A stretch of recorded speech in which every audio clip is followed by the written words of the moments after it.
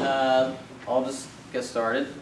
So my workshop is about how the internet works and privacy in the information age. So let's talk a bit briefly about why anyone should care. So I think a lot of people are like, well, I just use my technology. It's a bit too complicated. It's above my pay grade. You know, I can stay ignorant. Sorry? Stay ignorant. Yeah, it's right. Like I just need to know how to get from point A to point B. I just need to use my Google Maps or whatever, right? You know, who cares if Google gets all my stuff? A lot of people say I have nothing to hide, so you know, doesn't matter if they can read all my messages. Why should I care about privacy? But you know, the Bible teaches us that while we should be as innocent as doves, we must also be as wise as serpents. So our standards cannot come from non-Christians. We have to exercise will. So whenever we are ignorant willfully, and not just because you know it's actually too complicated, like okay, if you can't understand quantum mechanics, that's one thing, but if it's something that you know you can understand, and you just choose not to because you figure it might be too much trouble if you realize it's going to cause a problem, that's something we have talked a lot about in recent years in the church, right? We know we're supposed to do something, but if we kind of pretend it doesn't exist or don't think too hard about it, we can kind of justify it to ourselves. So we need to develop that strength of will and tackle these sort of moral problems and draw upon experiences and what the Holy Spirit has taught the church in past generations. So let's just briefly talk about this idea of having nothing to hide. People say I have nothing to hide. That, I think, in my opinion, is just universally untrue. Unless you're like 3. So Toby, actually, he already has something to hide. If you're like 1, maybe. Because you wear clothing. So clearly, you already have something to hide. Okay? And actually, I would say even a 1-year-old has something to hide. I don't actually, maybe not in the UK, but in the US, you have a social security number. And I would assume, as a parent with a young child in the US, you would not want your son's social security number broadcasted on the internet. So even he has something to hide. He just doesn't know it yet. And then also, you know, credit card numbers, pictures of your house keys. Some people are really dumb. They are like, oh, I got a new house. And then they take a picture of their house key, and then they post it on the internet. In case that's not clear why that's bad, you can make keys from pictures of keys. So if you post a picture of your key online, now everyone has access to your house who wants to. Obviously, email passwords. If you didn't have a problem with people having your information, then you just put your email password online. Just broadcast it. Why not? And you know, we've seen a lot of cases of people getting doxxed. And doxing is, of course, sort of the elimination of somebody's anonymity, which is a little bit different privacy. Does everyone know what doxing is? Not really. So doxing is where somebody is on the internet, and they're saying some things, and they may be a bit controversial, but nowadays what counts as controversial is a bit fast and loose. And doxing is where your private information, like because you're anonymous on the internet, but somebody finds out who you are, and then they post all your public information online, so that a mob or somebody can make your life inconvenient. So there, for instance, the Supreme Court justices recently got doxxed right before Roe v. Wade because somebody leaked the opinion before it came out, and then people were rioting in front of the Supreme Court justices' houses, which is of course illegal, but you know that didn't stop them. So, unlike them, we do not have security details in our house. Right. Well, I'm not even sure they did. They probably weren't expecting it, to be honest. Anyway, another one is spam calls and scamming. So I think this is, especially for us younger people, but also for the older generation, we have to be aware that our information does not only affect us. Our parents, as they get older, are going to become more and more susceptible to scams, which are becoming more and more sophisticated. So when people have our information, they can actually more easily fool our loved ones into being scammed. Nowadays, they can even AI generate voices, which are very believable. But the less information that they have, it makes it a little bit harder to fool someone who knows you well, as provided they have enough clarity of mind to ask questions. Right, so let's talk a bit about, right, so privacy and secrecy are not the same, right? So that, I think that's sort of the main point, right? We know what happens in the bathroom, but you close the door anyway. Like, you're not in there with the door closed because you don't want people to know you're pooping or peeing. It's because you don't want people to watch you pooping or peeing, right? So everyone has something to protect, and privacy is, I think, part of what makes us human in this day and age. So in the modern age, privacy is becoming more critical, but a lot of people sort of believe it's a lost cause. I think for some people that's why they don't really think about it. And it's not.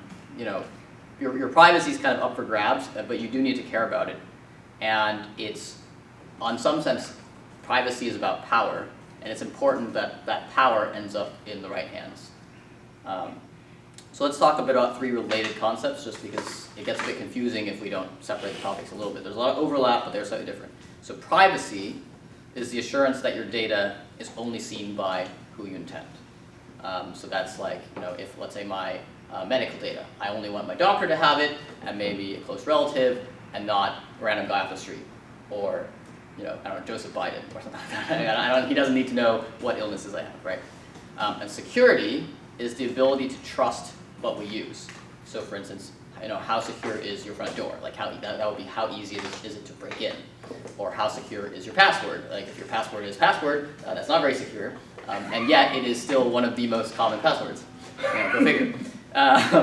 Anonymity is the ability to act without a persistent identifier. So, you know, I think that's pretty clear, but if anything's confusing, people can ask questions.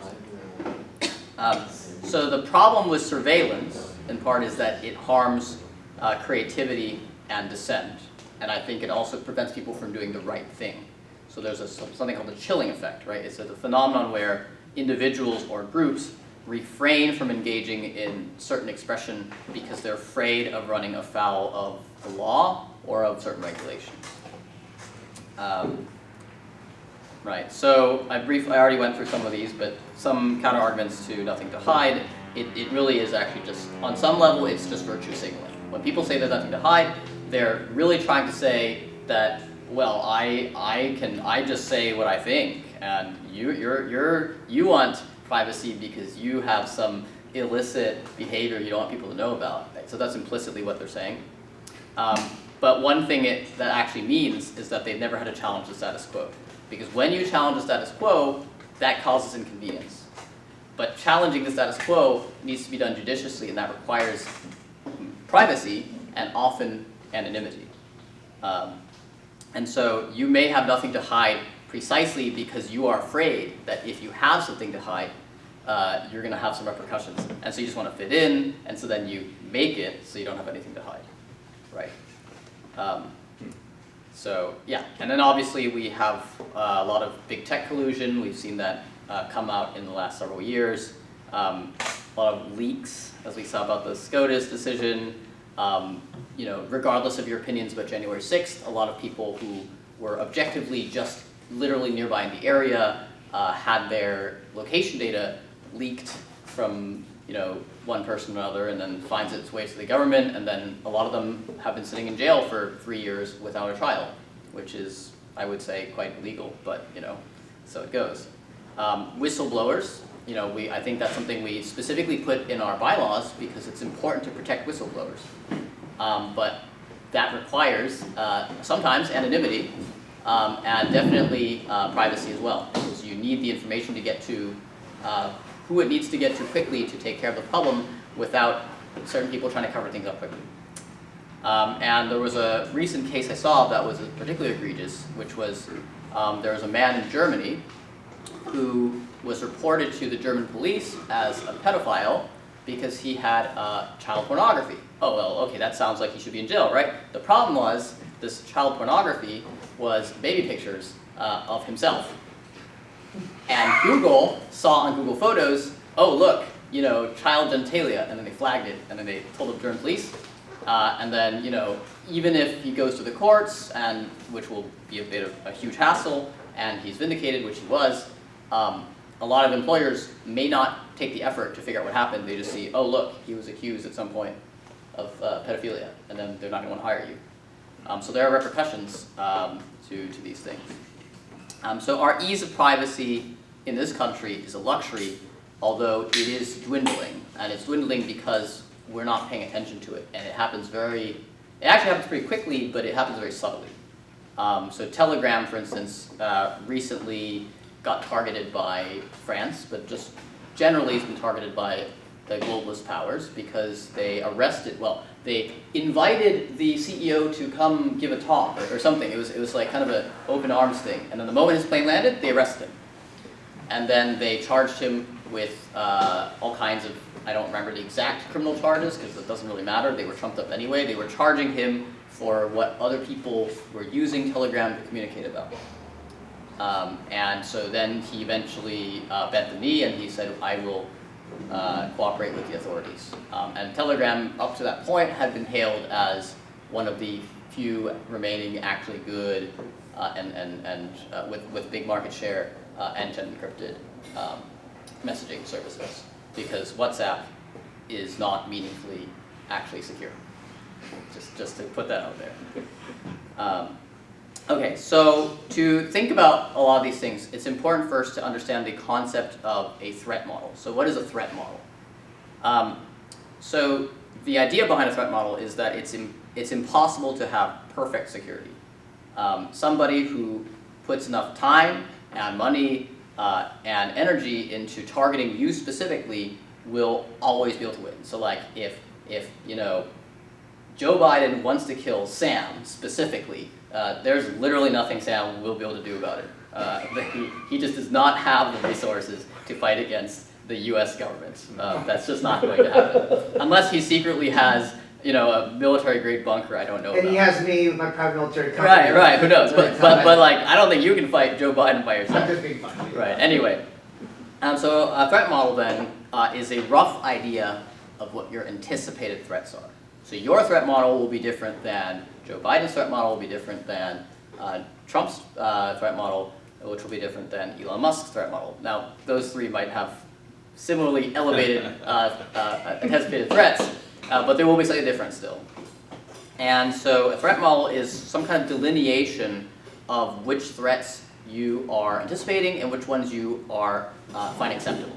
So for instance, I think all of us will just have to accept that if we are targeted by the American government, we're just going to die. That there's nothing I can do about it. And so so you don't bother about that one, and you just deal with the threats that you anticipate and can manage.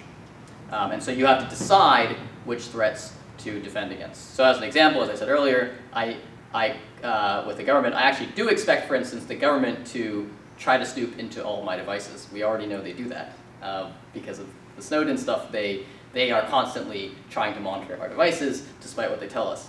On the flip side, I would not expect a targeted DDoS by a horde of Chinese teenagers. There's no reason for them to do that. That's kind of ridiculous. So things that you would want to consider. Do you trust the government? Do you trust, to be just? Do you trust capitalism to be just? Do I trust my friends to be wise? Do I trust the collective internet to audit code? Do I trust the voices I hear, like the opinions I hear, are all of the opinions? Do I trust supermarket food or Tylenol to not be poisoned? And the last one is not hypothetical because, of course there was the case decades ago of somebody randomly poisoning Tylenol who to this day has never been caught. Most of us will go about our days though expecting that our Tylenol will not be poisoned. You might just be part of the unlucky few. And the supermarket thing was because there was a guy on TikTok recently who just went around bug spraying produce. He's been arrested. That was in Arizona. But like people who do these things are out there, and that doesn't mean you need to be super paranoid. I mean, you can choose to be super paranoid about it, but recognize that this is what I mean by you can't have perfect security. Things will happen.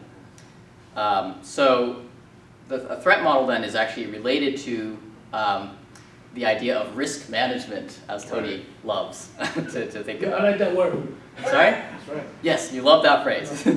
So ultimately, though, we do need to trust God, since we cannot defend against everything. But we need to consciously commit things this way to His mercy, rather than just being blissfully ignorant. So to make a threat model, you basically pare it down to 5 questions. What do I want to protect? Who am I protecting from? How likely is it that I will need to protect it? So like that's the risk. How bad are the consequences if I fail? That's sort of the management of the risk, I suppose. And how much inconvenience am I willing to take on to prevent these consequences? So let's try to understand everything as best we can in order to kind of develop our threat models and figure out what we want to do in terms of privacy.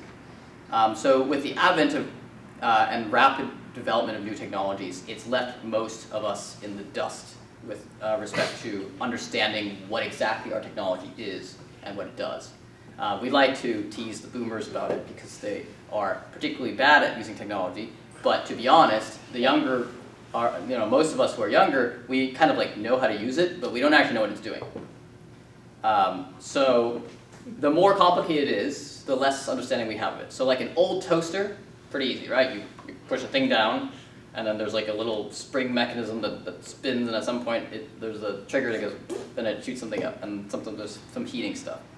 A sewing machine, a bit harder. There's a patent for it somewhere. You can actually see it. It's very interesting if you're ever curious and to understand how the mechanical bits work.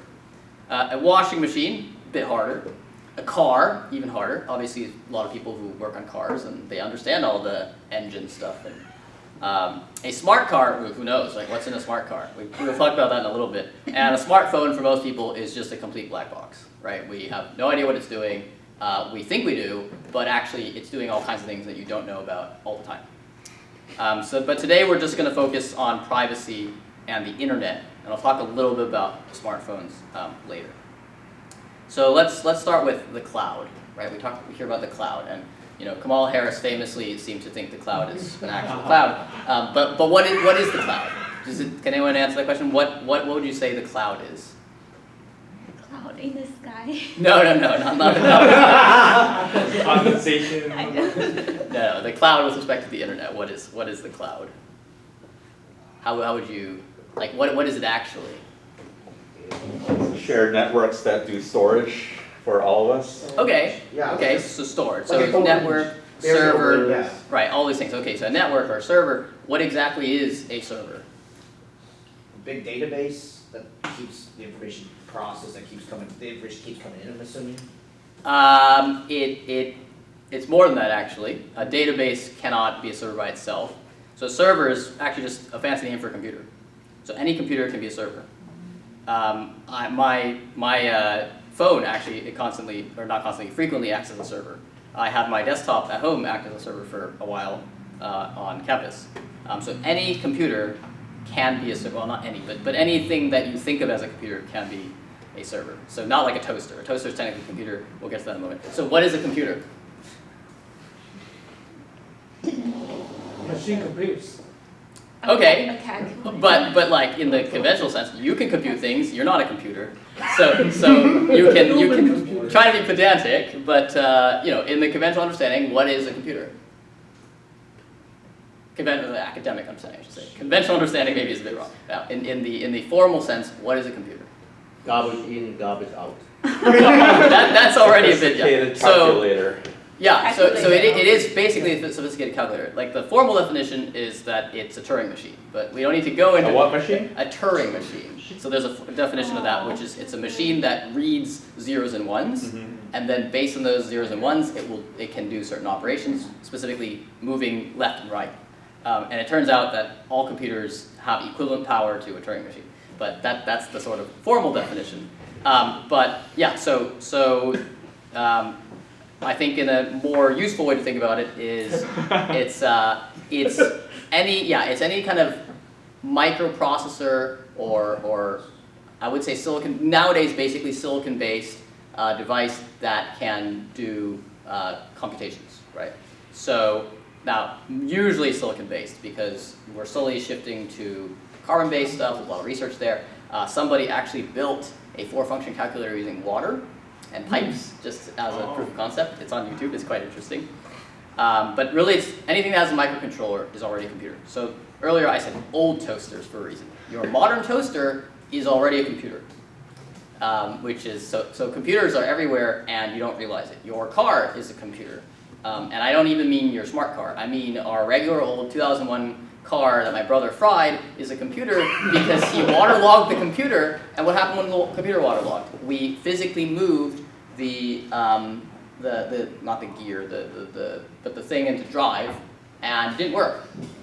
And that would have worked maybe another 20 years before that because it was still physical. But now it's controlled by a computer. So I physically moved it to drive, or sorry, no, it's the other way around, into park. It didn't park.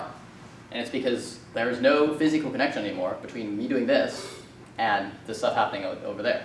It was sad. It was sad. Now, manual cars, because they're called manual, I think still do a little bit actual more physical connection stuff, but I'm not even sure how long that'll be true. So yeah, 4-function calculators, toasters, ovens, phones, Raspberry Pis, even your dumb phone, and not just your smartphone. Did you say Raspberry Pis? Yeah, so there's a computer called a Raspberry Pi. Oh. They're this big, and they cost anywhere from $5 to $40. But they are full-fledged computers. Like you can hook a monitor up to it, and it looks like that.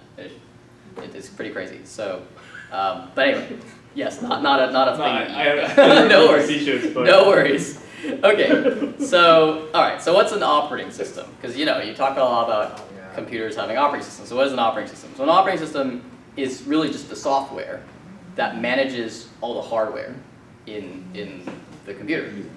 And so often you think, okay, well I own the hardware. This is mine. I'm holding it. Like this phone is mine. It's like the chips. Like I'm holding it now. I bought it. This is mine. The software maybe not. Like who knows what it's doing? It's sending all this stuff in. But actually, that's not even true nowadays, because companies have slowly tried to change the meaning of language. So I don't know how many people have iPhones. In what sense do you own that iPhone? Normally, you expect if you own a device, I can make modifications to it because it's mine. I bought it. iPhone says no. That's not true. We're just going to say no. And yeah, it's against law, but bite me.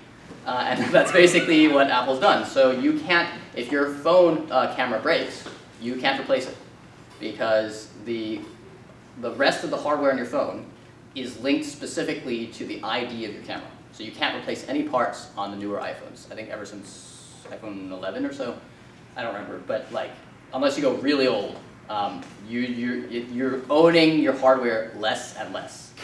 Another example is HP printers, that's why I was teasing Steve about, because if you buy an HP printer, it's physically yours, so you should just be able to do whatever you want with it. So I could just put ink in it. Nope, you can only buy HP ink. If you put in other ink, it will not work. If the ink is not completely out, it still will not work because it will say, oh, it's been too long since you last bought ink. So and you can see it's still full of ink, and it says no, I'm not going to use it. And so, like, do you own the hardware? Questionable, right? There's a lot of other examples with like mobility devices. So these affects people both from the top of upper middle class down to people who are disabled, and I think there was a case where recently someone spent $100,000. They had to fund it over several years to buy an exoskeleton suit so that they could actually walk, and then it just broke. It just didn't work. And then they're like, oh yeah, we'll fix it for you, but you just gotta buy a new one basically. Or it was something like, oh, you had to buy a new battery. It's like $70,000. It's like I just paid $100,000, and it's crazy. And they try to disallow you from repairing the devices because they want you to just buy a new one.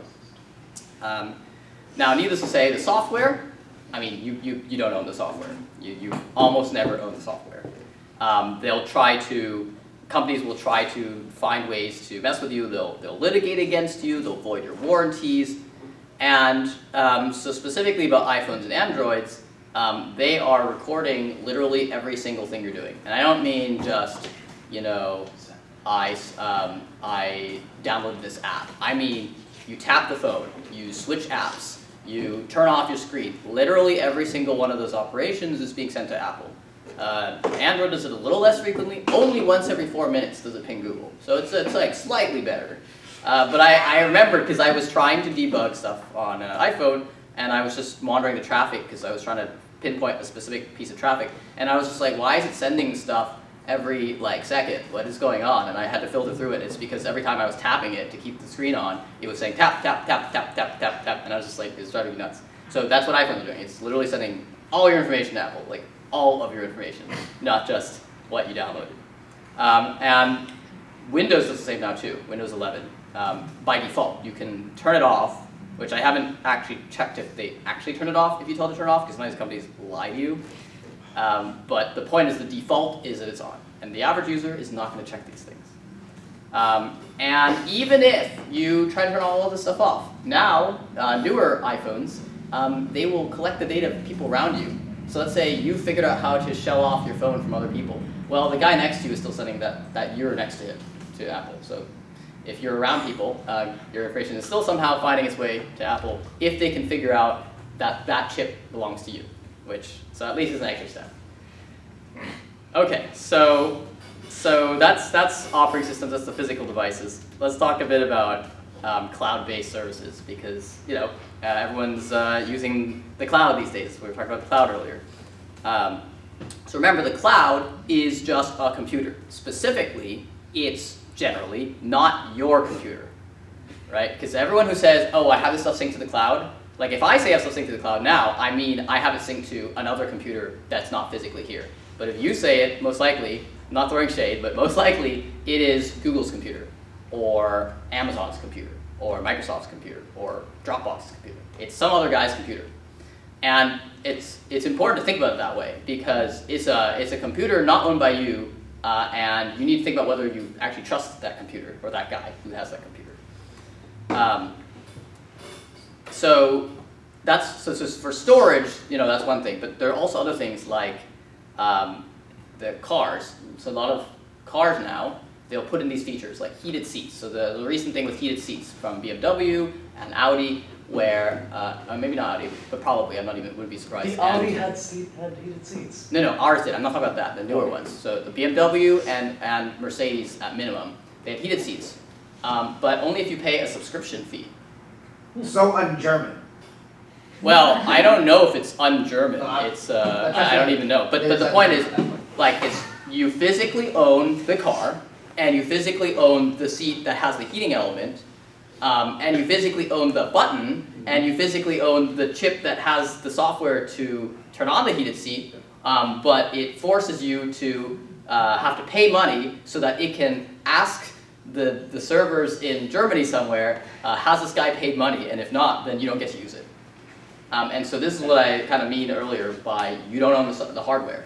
You bought the heated seats. Like, it is a heated seat. It's got the coils. Like, I could literally just hook up a battery to it if I wanted to rip open the seat and do it. And I would have heated seats that way. But they're just like, no, just because they want to squeeze a bit more money out of you, you can pay $300 a year to get heated seats, or maybe $150. I don't know, something ridiculous. Like, it should be zero. I mean, they could make it so that you have heated seats or not. That's how they used to do things, right? You pay for features in the car. Now it's like, no, that's too much trouble. They're just going to put all the features in all the car, and then they turn things on as they want. My car has heated seat. I don't have to pay them. It's an older car. If you try to buy newer cars, you may not be so lucky. It's So a this, Japanese car. I think Japanese cars try to do it too. Trying to do it. I'm not sure. Trend. I haven't checked every car brand in the world. It's a bit above my pay grade. So if God forbid Germany gets nuked, those heated seats will no longer be. Yeah, actually, yes. So I'm getting to that in a moment. So another problem with cloud-based services, other than this kind of ridiculous thing, is they can change their terms of service. So there are many ways it can change. So one thing is sometimes it'll give you a free service to hook you into buying an expensive product.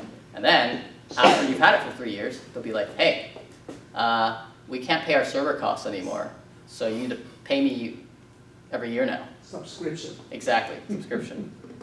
So I was talking to Suno yesterday because there's a baby monitor company to this, and if you don't pay it, now you have a brick. You just bought a $400 brick because it was a $400 baby monitor, I think it was. And then if you suddenly have a subscription, and if you don't pay it, now it's a brick. It doesn't do anything. It's completely useless. A lot of other things, like they had a person detection thing. There's innumerable examples of this.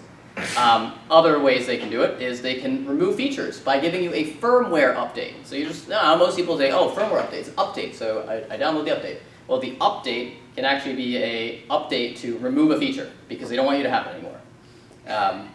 Never mind if you paid for it. Never mind if you bought the product specifically for that feature. Nope, too bad. They updated it. It's gone. Sometimes they'll just discontinue services. Like maybe the company goes out of business, as my brother says.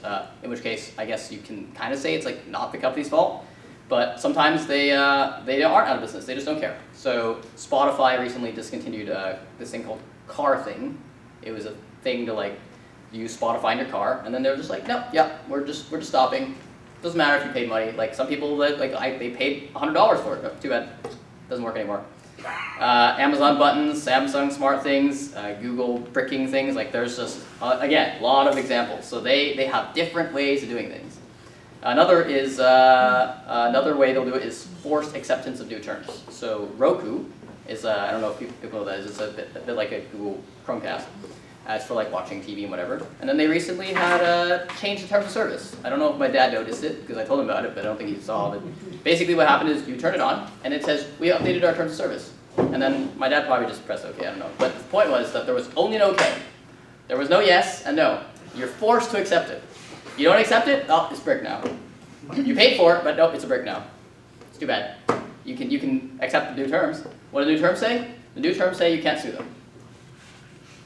So think about how this would go in any other situation. Like, I sign a contract with you. Like, I'll say I sign a contract with Sam, and then at some point I say to Sam, hey, I'm altering the contract. Pray I do not alter it further. And then you just have to take it. Like that's kind of the situation, right? And yeah, so I think two particularly egregious examples were there was a guy who kind of got like canceled by somebody. This DoorDash guy or whatever accused his smart home Ring doorbell of being racist because he said, "Oh, I had a racist, response because you can modify it, right?" And then what did Amazon do? They completely shut down this guy's smart home. Your whole smart home just doesn't work anymore. And then he appealed, but it's Amazon. They don't care, so it took him a week to get around to it. And what was the actual thing on the Ring? It was just the default thing that Ring comes with, right? But they canceled his smart home because of it. Also, General Motors, all cars by General Motors, apparently, recently found out, they've been selling all of your driving data to LexisNexis, which then sells it to a car insurance company. So people have had their insurance rates go up just because the insurance company doesn't like how often you brake or how often you accelerate, as if that's their business. You're not getting an accident. Nope, they want to know when and how often and how quickly and whatever you put your foot on the brake pedal, right? And then they change your insurance rates because of it. Okay, so that's kind of my case against the cloud. But let's understand a bit more about how the cloud works. So the cloud, we said earlier, is a network somewhere else, right? So it's kind of like this thing on the internet, we say. So what is the internet? So the internet is just what we call the network of connected computers across the world. And that's federated by routers and ISPs and DNSs and all that stuff, and with publicly facing IP addresses, which you can contrast with the intranet, which sometimes you'll have in a company, let's say, an internal network.